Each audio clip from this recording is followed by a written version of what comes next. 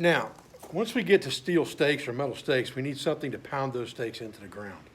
Yes, we could use a log or a baton, not a problem, but it's not something that's gonna last over time. You don't have to cut a new one every time you go out to set traps.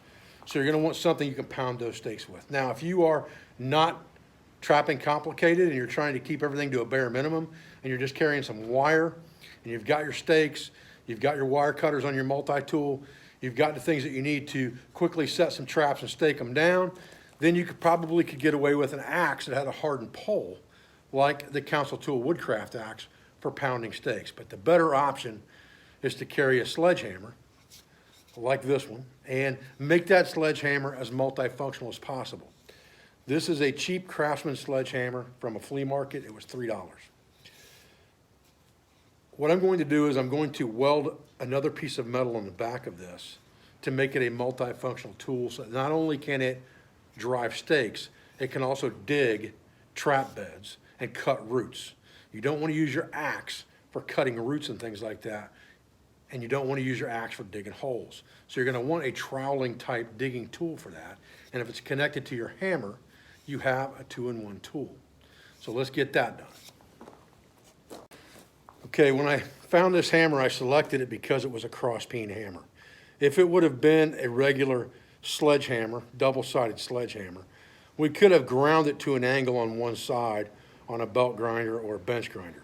But if you can find something that's already slanted on the back side, like a cross-peen hammer, you're better off. Now we're just going to take another piece of steel and extend that out, and we're going to put a blade on the one side, and we're going to have a digging tool at that point that we're going to weld up.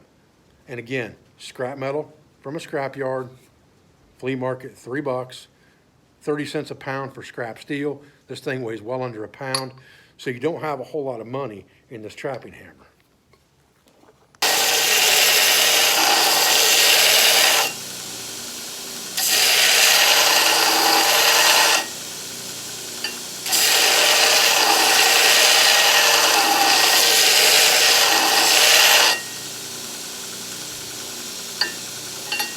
Let's let that cool down a little bit. Now, all we're trying to do is put a wedge on the back of this thing. We're not trying to make a weapon, not trying to make anything real sharp, just something that's wedged to cut ground and possibly cut roots and things like that. So we do want it to a pretty good edge as far as thickness goes, but we're not trying to make a sharp tool.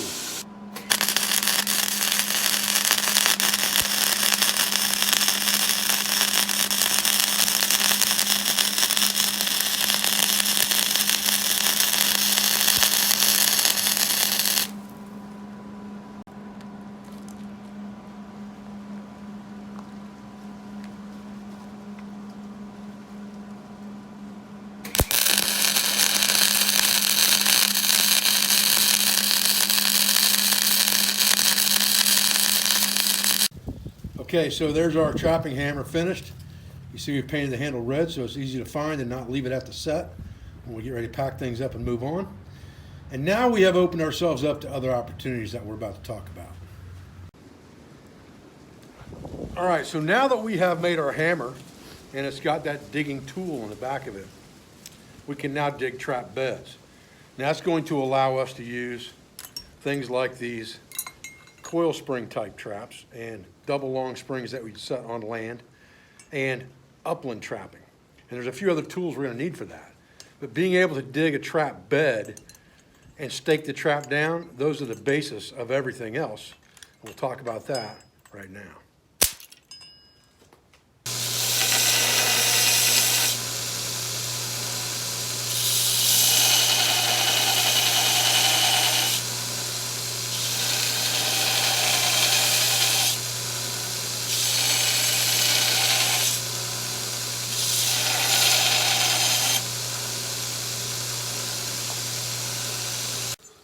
Okay, one of the other things that you're going to want to do at an upland set is you're going to want to be able to bore a hole that you can put bait and lure and things like that in, especially if you're trapping canines or felines. You're going to want something in a hole where they think something's buried it there and they're coming to get it.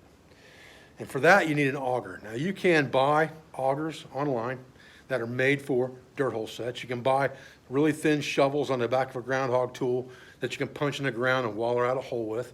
And that all works just fine. But what I found works really well is just an auger bit from a flea market that was an old wood boring auger. And this one's about 1.5 inches, maybe 2 inches across. And the front of this thing is beat up really bad. And that's the key. You go to a flea market, anybody that's got one of these with a T-handle on it, hang it up, they're gonna say, oh, that thing's worth $20 to $40 because it's an antique. Well, it might be, but that don't make it worth anything because it probably won't work for anything. If the front of this thing is beat up and the threads are tore up where it won't bite into wood anymore to start the auger, then it ain't worth having for anything except what we're talking about right now. And what I've done is I've modified the end of this, and I can now use this on a T-handle if I choose to do that and make a T-handle auger out of it. But the faster thing to do with this is to hook this bad boy right up to a DeWalt 24 18-volt drill.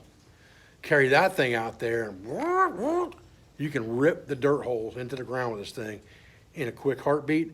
And I picked this one up for $6 because it was beat up, and I talked the guy down. It didn't have a handle on it.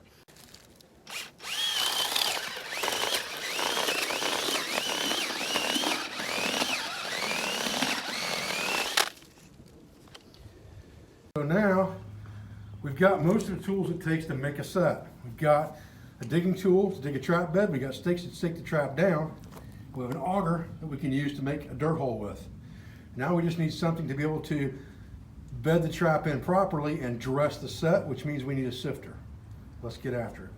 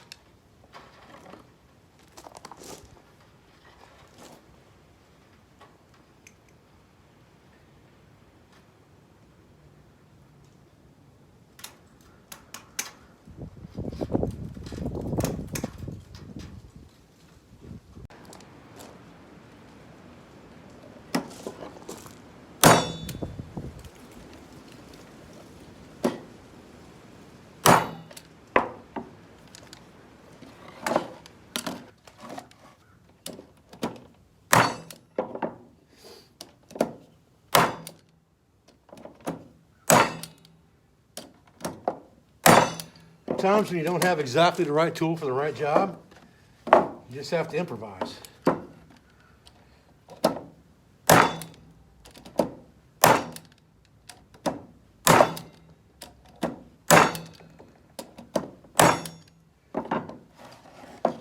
Okay, so that gives us a hammer and a digging tool, an auger for digging dirt holes, stakes for holding down our trap, and a sifter for dressing the set. That gives us a lot of what we need to start out with really, really quick.